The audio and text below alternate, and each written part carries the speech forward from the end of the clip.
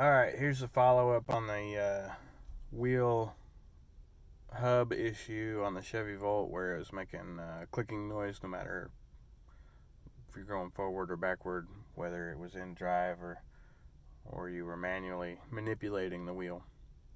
Um, so it ended up being the axle nut, which I had guessed it probably was based on reading the forums, and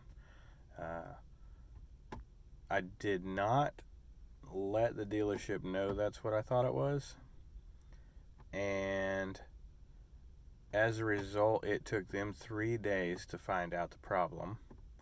I didn't want to bias the diagnosis, but that's all it was just that axle nut.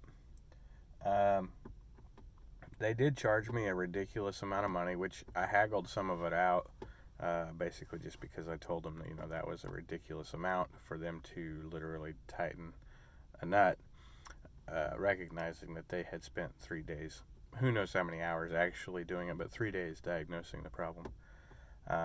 So the forum was right.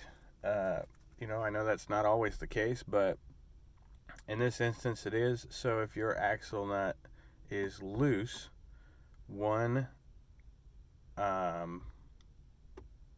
thing that can happen is it will click when you engage the wheel hub forward or backward.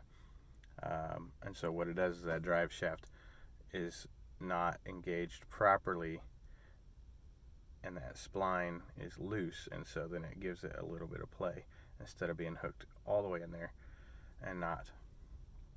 So there you go. Save yourself some money if you want to. It is a really large nut, something like 34 millimeter or something. I'll have to recheck that. I don't have a socket that big, but I know you can go down to the parts store or rent them for a few bucks. But anyway, it's a lot cheaper to do that than it is to take it to the dealership, I guarantee. So maybe this would help you, maybe not. I don't know. I really do like the car. The only other thing that's happened in this was the radiator cracked, and it's two radiator reservoirs melded together, and something about that form. It got hot on one side but not on the other, and it stressed it. Temperatures causing the one side to expand and the other one to not. But anyway, it cracked. It lost a bunch of fluid one night. I had to take it in there. That was covered. I didn't have to pay for that one. It's still annoying, when your car breaks down. But that wasn't anything maintenance could have prevented.